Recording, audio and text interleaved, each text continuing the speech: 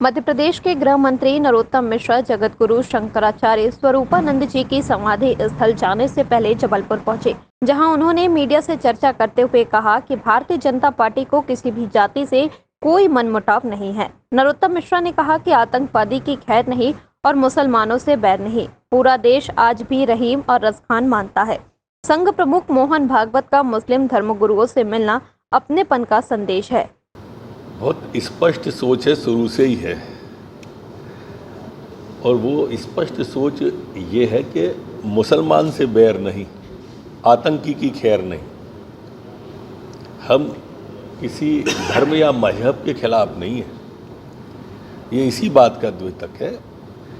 हम तो रहीम के उपासक रहे हैं, रसखान के उपासक रहे हैं। जो रहीम कहते थे कि धूर लेत सर पे धरें कहो रहीम के ही काज, जही रजमुन पुतनी तजीते ही ढूंढे गजराज। हम रसखान के उपासक रहे हैं, जिसने कहा था कि मानुस हो तो वही रसखान बसो, ब्रज गोकुल गाँव के ग्वालन बीच। हमारी संस्कृति वसुधैव कुटुंबकम के सिद्धांत को प्रतिपादित करती है, और इसलिए श्रद्धेय का, माननी का जाना निश्चित रूप से बहुत अच्छा संकेत है और नीचे तक बहुत अच्छा विषय गया। पीएफआई पर एएनआई ईडी साइट्स पर एटीएस की कार्यवाही लगातार जारी है। मध्य प्रदेश के उज्जैन और इंदौर जिले से एटीएस ने कई लोगों को गिरफ्तार किया है। आज इन लोगों को कोर्ट में पेश करके रिमांड मांगी जाएगी। गिरफ्तार लोग राष्ट्र विरोधी गतिविधियों में शामिल है।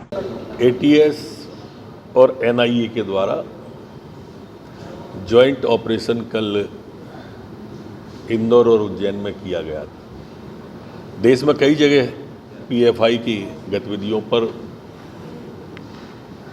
एनआईए के द्वारा कार्रवाई की गई है।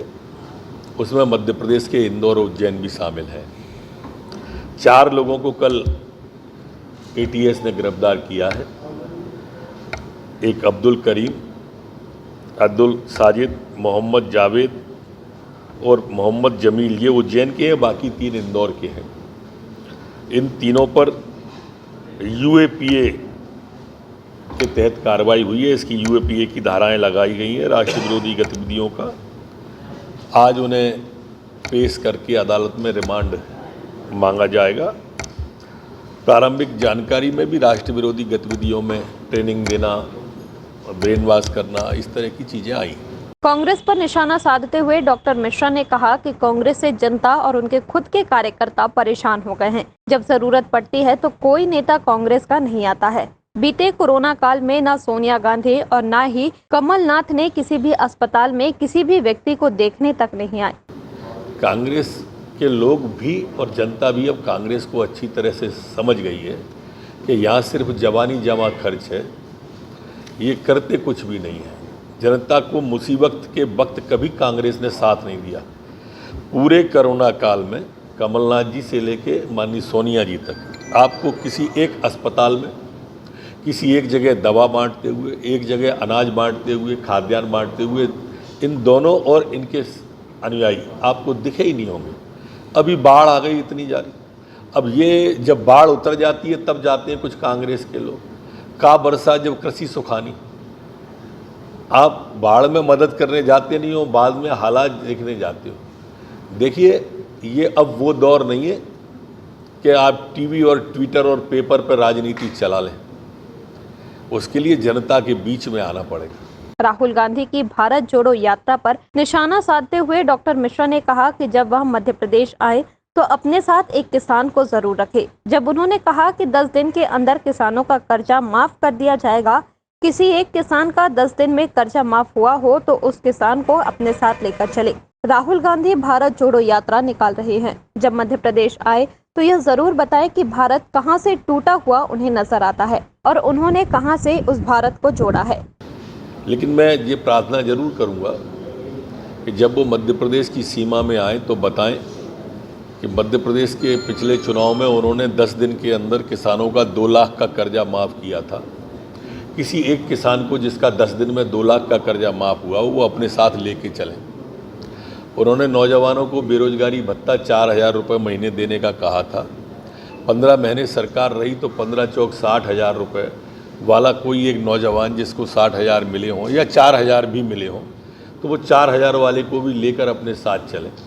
और ज़रूरी नहीं हमारे सवाल का जवाब दें, हम चाहते हैं कि वो मीडिया को दिखाएं, मीडिया के माध्यम से हम तक। और अगर ऐसा नहीं करते हैं तो झूठ बोलने का लिखित में जो पाप कांग्रेस ने किया है उसके लिए क्षमा मांगें। आप ही कह रहे हो कांग्रेस बिखर रही है, तो मैं क्या कहूँ। उनको कांग्रेस जोड़ो अभियान प्रारंभ करना चाहिए तो शायद ठीक रहेगा।